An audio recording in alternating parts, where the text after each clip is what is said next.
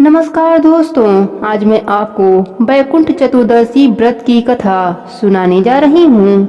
प्रेम से बोलिए भगवान शंकर की जय हो, विष्णु भगवान की जय हो। पहली पौराणिक कथा के अनुसार एक बार की बात है, नारद जी पृथ्वी लोक से घूमकर वैकुंठ धाम पहुँचते हैं। भगवान विष्णु उन्हें आदर पूर्वक बैठाते हैं और प्रसन्न होकर उनके आने का कारण पूछते हैं। नारद जी कहते हैं, हे प्रभु, आपने अपना नाम कृपा निधान रखा है। इससे आपके जो प्रिय भक्त हैं वही तर पाते हैं, जो सामान्य नर नारी हैं वह वंचित रह जाते हैं। इसलिए आप मुझे कोई ऐसा सरल मार्ग बताइए जिससे सामान्य भक्त भी आपकी भक्ति कर मुक्ति पा सके। यह सुनकर विष्णु भगवान बोले, हे नारद, मेरी बात सुनो। कार्तिक शुक्ल पक्ष की चतुर्दशी को जो नर नारी व्रत का पालन करेंगे और श्रद्धा भक्ति से मेरी पूजा अर्चना करेंगे, उनके लिए वैकुंठ के द्वार साक्षात खुले रहेंगे। इसके बाद विष्णु जी जय और विजय को बुलाते हैं और उन्हें कार्तिक चतुर्दशी को वैकुंठ के द्वार खुला रखने का आदेश देते हैं। भगवान विष्णु जी कहते हैं कि इस दिन जो भी भक्त मेरा थोड़ा सा भी नाम लेकर पूजन करेगा वह वैकुंठ धाम को प्राप्त करेगा। प्रेम से बोले विष्णु भगवान की जय हो, शंकर भगवान की जय हो। दूसरी पौराणिक कथा के अनुसार एक बार भगवान विष्णु देवाधिदेव महादेव का पूजन करने के लिए काशी आए। वहां मणिकर्णिका घाट पर स्नान करके उन्होंने 1000 स्वर्ण कमल पुष्पों से भगवान विश्वनाथ के पूजन का संकल्प किया। अभिषेक के बाद जब वे पूजन करने लगे तो शिव जी ने उनकी भक्ति की परीक्षा के उद्देश्य से एक कमल पुष्प कम कर दिया। भगवान श्री हरि को पूजन की पूर्ति के लिए 1000 कमल पुष्प चढ़ाने थे। एक पुष्प की कमी देखकर उन्होंने सोचा, मेरी आंखें भी तो कमल के ही समान है, मुझे कमल नयन और पुंडरीकाक्ष कहा जाता है। यह विचार कर भगवान विष्णु अपनी कमल समान आंख चढ़ाने को प्रस्तुत हुए। विष्णु जी की इस अगाध भक्ति से प्रसन्न होकर देवाधिदेव महादेव प्रकट होकर बोले, हे विष्णु, तुम्हारे समान संसार में दूसरा कोई मेरा भक्त नहीं है।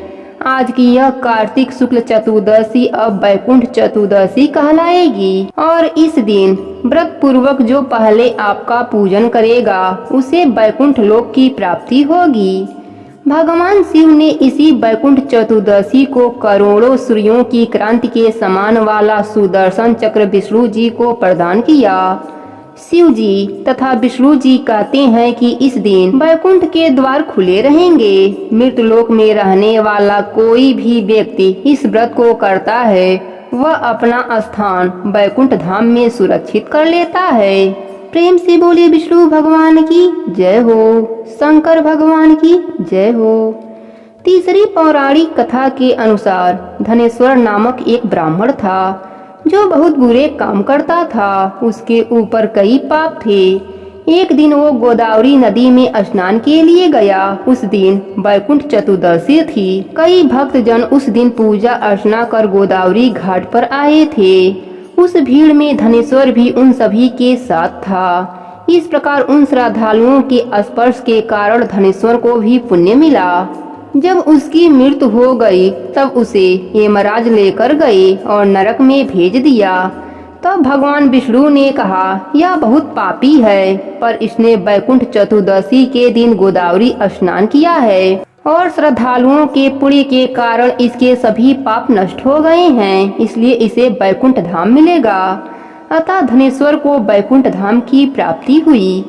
प्रेम से बोलिए विष्णु भगवान की जय हो, शंकर भगवान की जय हो। चौथी पौराणिक कथा के अनुसार एक बुढ़िया थी। उसकी एक बछड़ी थी। उसका नाम कपूरनी था। एक बार कार्तिक का महीना आया। गांव के सारे लोग पुष्कर नहाने जा रहे थे तो बुढ़िया का भी मन हुआ कि वह गांव वालों के साथ कार्तिक मास में पुष्कर स्नान करे।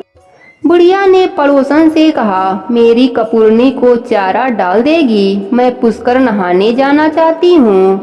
पड़ोसन ने कहा, हाँ मैं डाल दूंगी। बुढ़िया माई ने कहा, समय समय पर चारा कपूरनी को डाल देना और कुंडा में पानी भरकर रख देना। इतना कहकर बुढ़िया माई पुष्कर स्नान करने चली गई।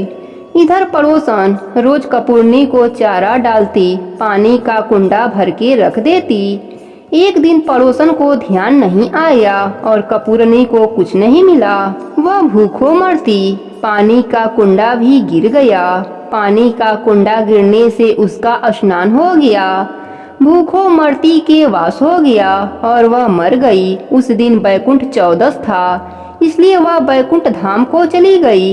इधर बुढ़िया माई पुष्कर नहाकर आई तो पड़ोसन से पूछा, मेरी कपूरनी कहाँ है? तब पड़ोसन बोली, वह तो मर गई। बुढ़िया ने पूछा, वह कितनी कार्तिक नहाई? पड़ोसन बोली, ज्यादा तो नहीं, एक बैकुंठ चौदस ही नहाई। बैकुंठ चौदस के स्नान से कपूरनी को राजा के घर राजकुमारी के रूप में जन्म मिला। इसलिए महीना भर नहीं नहा सके तो चौदस को जरूर नहाना चाहिए और व्रत करना चाहिए, दीपक जलाना चाहिए और कथा सुनना चाहिए। बैकुंठ चौदस के स्नान, ध्यान, पूजा, दीपदान और कथा सुनने से बैकुंठ धाम का वास मिलता है। प्रेम से बोलिए विष्णु भगवान की जय हो, शंकर भगवान की जय हो। हे विष्णु भगवान, अपने सभी भक्तों को बैकुंठ वास का सुख देना। कहानी अधूरी हो तो पूरी करना, पूरी हो तो मान रखना। प्रेम से बोलिए विष्णु भगवान की जय हो, शंकर भगवान की जय हो, गणेश भगवान की जय हो।